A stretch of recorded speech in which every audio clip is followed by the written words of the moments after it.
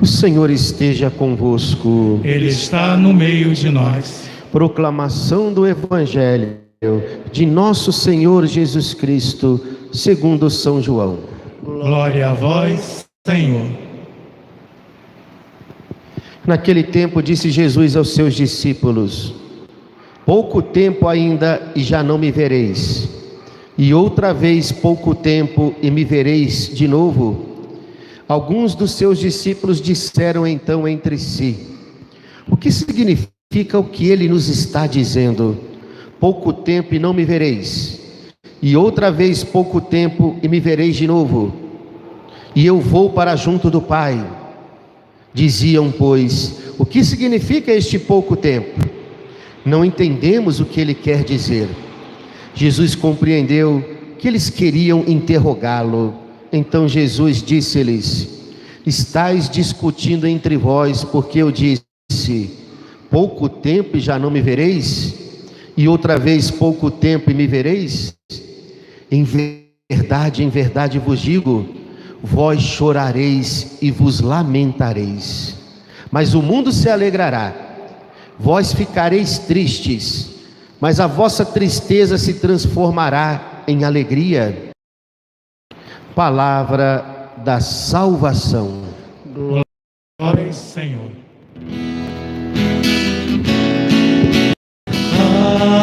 Aleluia, aleluia, aleluia, aleluia, aleluia, aleluia.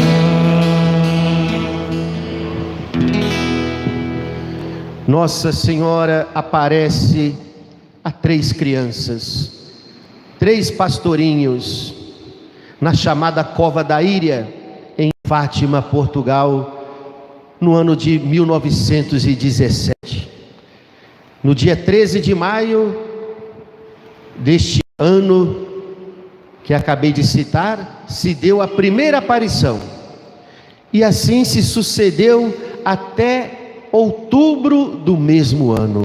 Foram 6 aparições, e pouco a pouco Nossa Senhora foi revelando o que ela queria que aquelas crianças transmitissem ao mundo. As aparições em Fátima é para os nossos tempos, e falando ainda de uma forma bem decisiva, é para o fim dos tempos. E foi uma das aparições que mais impactou a vida da igreja e a história do mundo.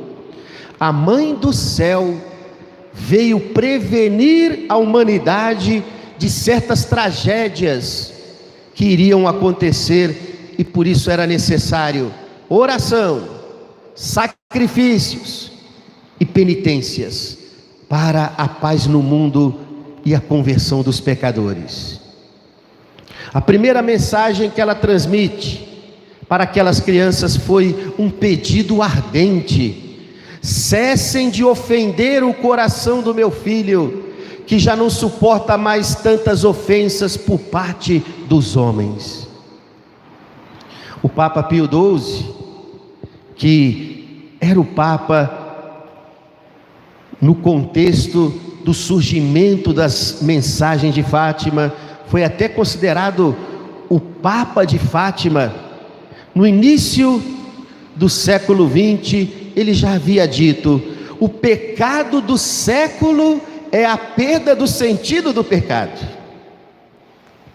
Se há quase 2 séculos atrás o Sumo Pontífice chamava a atenção para essa triste realidade da perda do sentido do pecado, imagine nossos tempos de agora, hein? Nossa Senhora quer o bem, a felicidade dos seus filhos, e ela sabe que o pecado não é apenas uma ofensa a Deus, mas é também um caminho de infelicidade e de perdição eterna para os seus filhos queridos, que somos nós. E por isso, no segundo momento, como o primeiro segredo de Fátima, Nossa Senhora mostra aos pastorinhos a visão do inferno. E segundo os relatos das crianças, interessante, Lúcia era a única que podia ver Nossa Senhora, escutá-la e conversar com ela. Jacinta era a única que apenas escutava, e Francisco apenas via as aparições. Então, Lúcia era a grande intérprete das mensagens de Fátima para as outras duas crianças. E assim, como o primeiro segredo de Fátima, Nossa Senhora mostra a visão do inferno para aquelas crianças. E segundo os relatos das próprias crianças sobre essa visão, disseram que viam as almas caírem num grande abismo sem fim, como flocos de neve caíam no chão no tempo das nevadas mais violentas. Milhares e milhares de almas que se perdiam na condenação eterna. E Nossa Senhora logo lhes revela também o caminho da conversão, dizendo para aquelas crianças, a fim de que rezassem e fizessem muitas penitências para a própria salvação delas e para a salvação do mundo. O grande apelo de Fátima é um apelo para a conversão. Se o homem perde a noção do pecado, perde também o temor de Deus, e perdendo o temor de Deus, perde até mesmo o temor do inferno. Para o mundo e para muitos hoje, o inferno é apenas um mito inventado pela igreja. Até dentro da nossa própria igreja, hein? Quantos líderes, pastores católicos passam essa imagem para o povo de que o inferno não existe. Isso acaba sendo uma astúcia muito poderosa, em que o demônio consegue fazer cair na perdição muitas pessoas. E no entanto, Deus precisa enviar do céu a sua filha predileta, porque para nós cristãos parece que as inúmeras pregações de Jesus, nos seus sermões, nos seus ensinamentos sobre o inferno, parece que nem isso nos convenceu. É claro, não vamos ficar falando do inferno mais do que o próprio Cristo, mas pregar a inexistência dessa verdade de fé, isso tem causado um terrível dano na vida espiritual de muitas pessoas. Eu faço um desafio para cada um de nós: peguem os 4 evangelhos, Mateus, Marcos, Lucas e João, e contem quantas vezes Jesus, em suas parábolas, em suas pregações, em seus ensinamentos, falou do inferno, falou da perdição eterna. Vocês vão ver, para o espanto de muitos, que Jesus falou mais do inferno do que do próprio reino de Deus. Então, parece que nem mesmo Jesus conseguiu convencer a nós. E aí Deus precisa de enviar a sua filha predileta como mensageira do céu, para lembrar ao mundo que o pecado é uma grande ofensa a Deus e que o inferno existe. Não é Deus que quer condenar os seus filhos, não é isso. E nem é Ele que condena ninguém ao inferno, hein?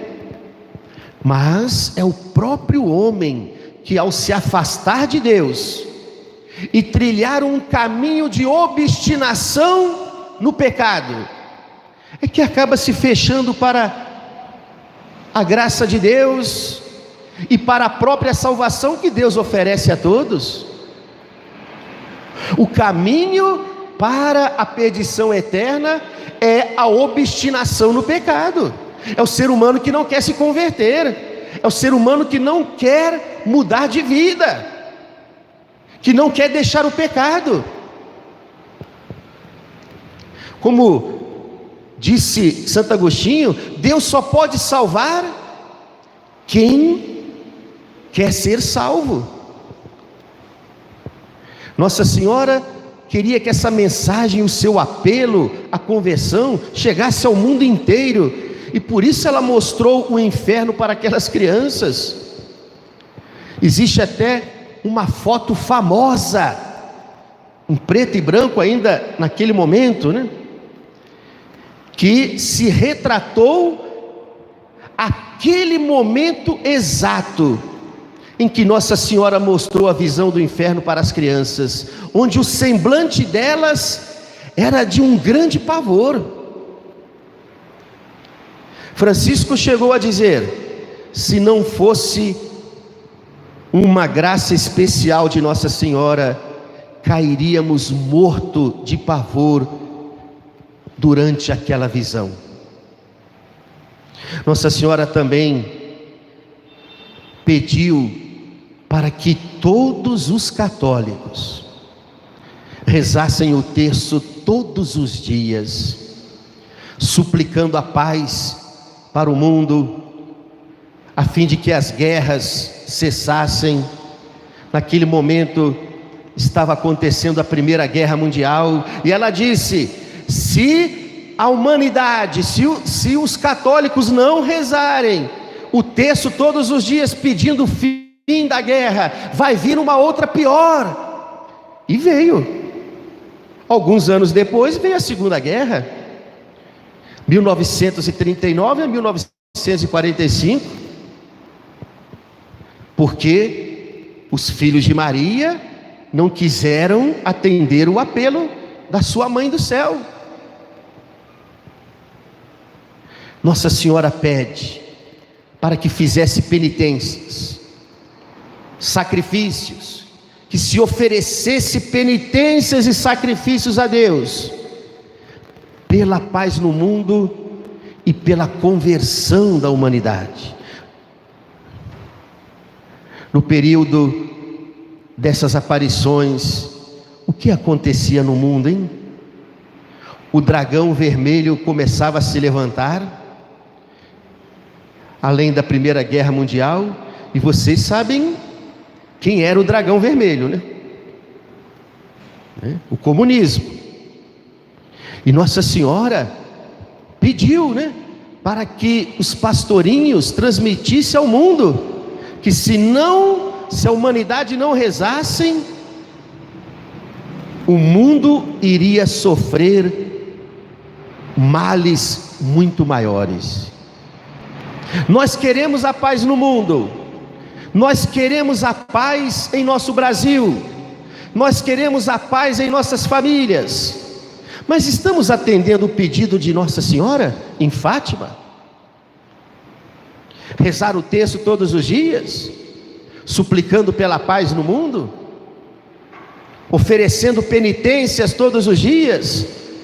Penitência são os sofrimentos que passamos no dia a dia, e que, em vez de nos revoltarmos, podemos oferecer a Deus como sacrifício agradável a Ele.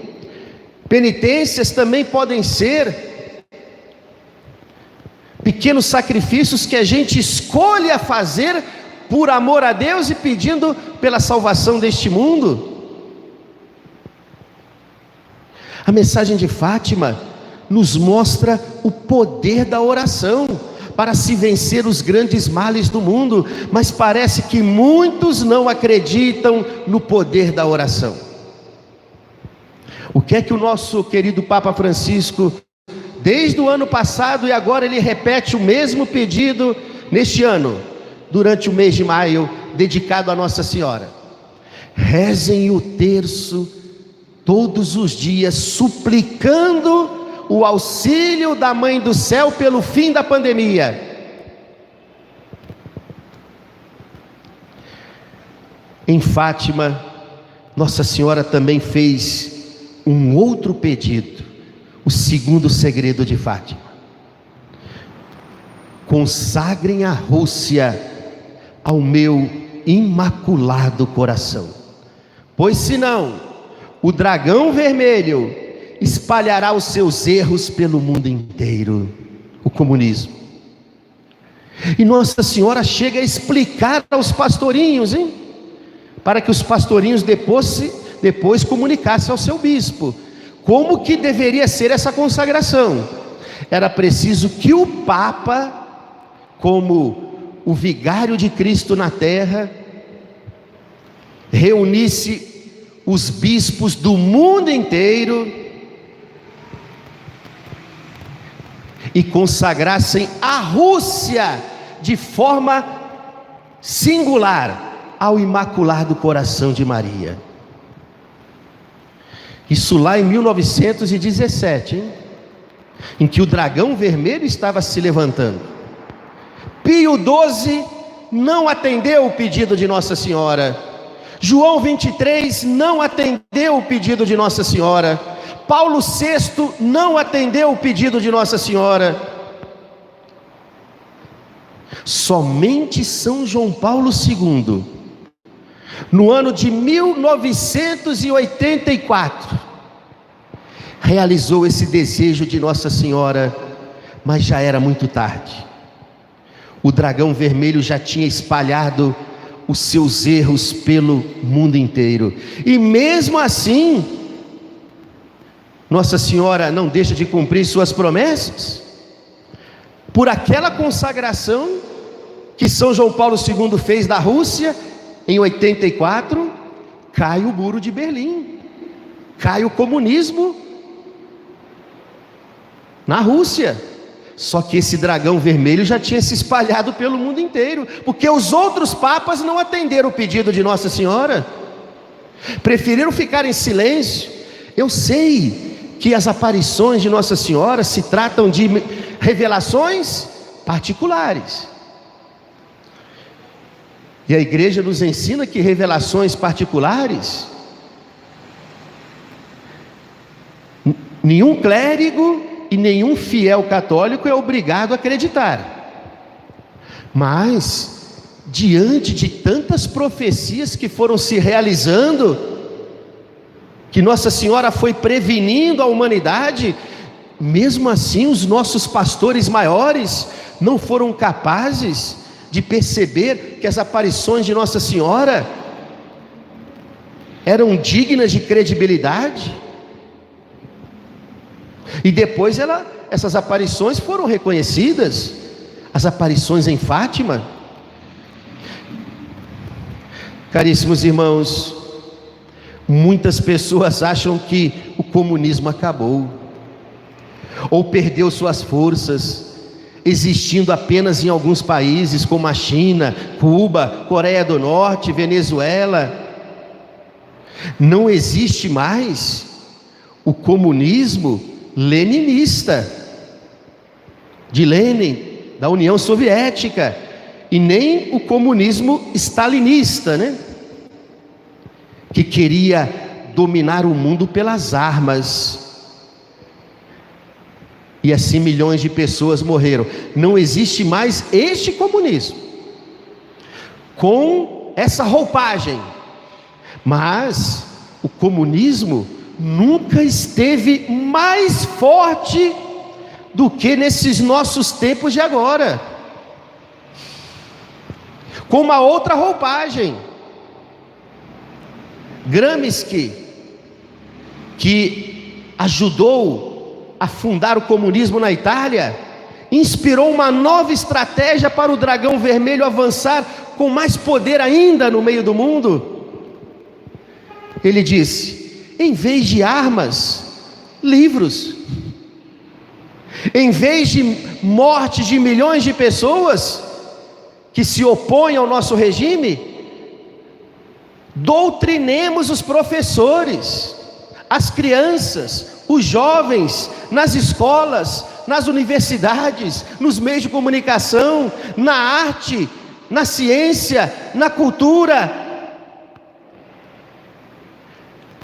Cheguemos ao coração dos futuros sacerdotes nos seminários, na formação dos clérigos. E é o que se vê hoje, uma verdadeira guerra cultural. Comunismo hoje, só nos países onde eles estão instalados, como eu citei aqui, é que ainda usa o poder das armas, como na China, como na Coreia do Norte. Mas no meio do mundo é uma guerra cultural, onde o comunismo está por toda parte, até dentro da nossa igreja. E se nós continuarmos ignorando os apelos de Nossa Senhora, esse dragão vermelho vai ganhar o mundo inteiro. E quais os apelos de Nossa Senhora? Em Fátima: rezem o terço todos os dias, façam muitas penitências e sacrifícios, pela paz no mundo e pela conversão dos pecadores. Parem de ofender o coração do meu filho, já tão ofendido e desprezado pelos homens, e se refugiem ao meu imaculado coração. Em relação ao terceiro segredo de Fátima, em que a igreja nunca se pronunciou de forma clara sobre ele, e que não tem nada demais, hein? É assustador, como eu vou falar aqui, mas está em plena consonância com o livro do Apocalipse, que fala que no fim dos tempos a humanidade vai passar por uma grande provação, a fim de que os pecadores se convertam. Isso está no livro do Apocalipse, isso está no catecismo da nossa igreja. Mas Nossa Senhora mostrou uma visão para os 3 pastorinhos.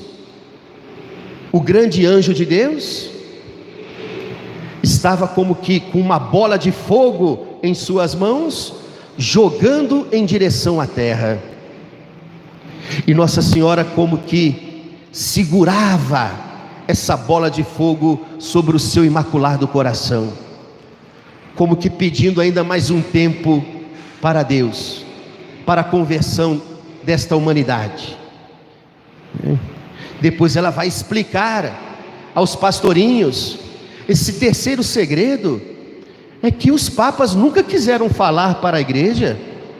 A gente sabe por outras fontes, cardeais que estavam muito perto, neste contexto das aparições em Fátima, alguns sacerdotes, alguns escritos que chegaram na mão de certos prelados da igreja, e os papas, para não causar um pânico no meio dos fiéis, preferiram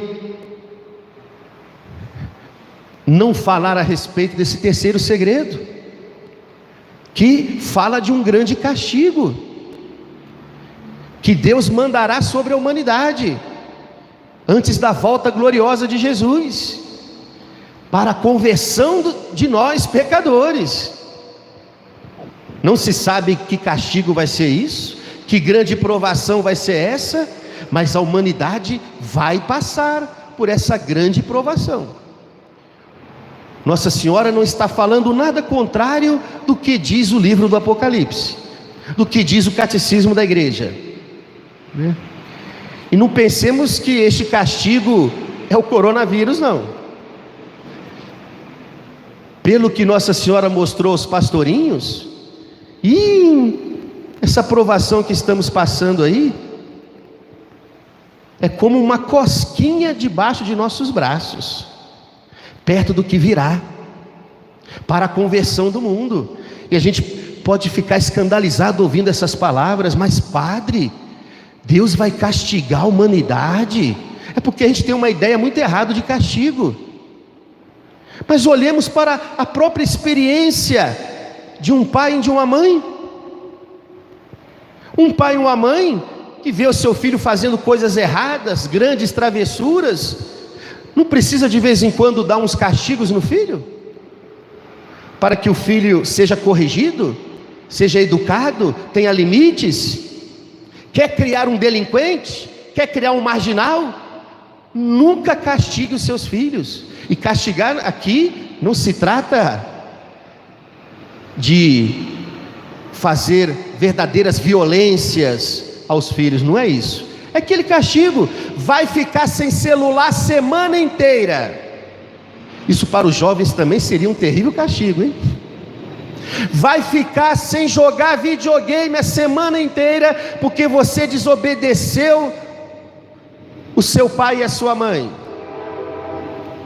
Vai ficar sem visitar os colegas, sem ir para a festa um mês inteiro. Não vai poder nem ver o namorado um mês inteiro, porque não tem levado a sério os seus estudos. Muito mais Deus, onde a carta aos Hebreus vai dizer: filhos, não desprezem a correção que vem do teu Pai do céu, pois o Pai corrige a quem ama. É isso. Deus precisa às vezes de fazer pesar um pouco mais a sua mão sobre a humanidade. Seus castigos é sinal do amor dele para conosco, da misericórdia dele para conosco, porque ele quer a nossa salvação, ele quer o nosso bem. O terceiro segredo de Fátima, aqui eu falo de forma clara, essa visão que Nossa Senhora mostrou aos pastorinhos: um anjo lançando sobre a terra uma bola de fogo, mas não se sabe o que vai ser essa provação, o que vai ser este sofrimento que a humanidade vai passar. Mas Nossa Senhora fala para os pastorinhos: é a última tentativa que Deus usará para a conversão deste mundo. Depois virá Jesus na sua volta gloriosa. Eu preciso de ser corrigido por Deus, e até digo para Ele: Senhor, se for preciso, pese a sua mão sobre mim. Como São José Maria Escrivá chegou a falar uma vez, né? Senhor, me converta, mesmo que seja paulada. Olha aí os santos com essa loucura de amor, com esse desejo de santidade. Me converta, Senhor, mesmo que o Senhor tenha que ser duro comigo. Essa imagem de um Deus como um Papai Noel, bonzinho com todos, que só vem para dar presentes para nós, é uma imagem muito errada de Deus. Deus é um pai que também precisa corrigir os seus filhos para a nossa própria conversão. Por isso, caríssimos irmãos, atendamos os apelos de nossa Mãe do Céu. Ela chegou a dizer em Salete, uma de suas aparições também reconhecida pela igreja: não aguento mais segurar a mão do meu filho. Sabe a mão de Jesus? Sua mão justa, a justiça divina que o Pai confiou ao seu Filho para julgar este mundo. Essa mão dele está querendo abaixar para realizar o julgamento deste mundo. E Nossa Senhora em Salete diz: não aguento mais segurar as mãos do meu filho. Vai chegar um momento que Nossa Senhora vai ter que sair de cena para que Deus realize o que Ele tem que realizar para a conversão deste mundo. Desde já, aprendamos a colocar em prática os apelos de Nossa Senhora. Oração, conversão, penitência e nos refugiarmos todos os dias no Imaculado Coração de Maria. Louvado seja o nosso Senhor Jesus Cristo.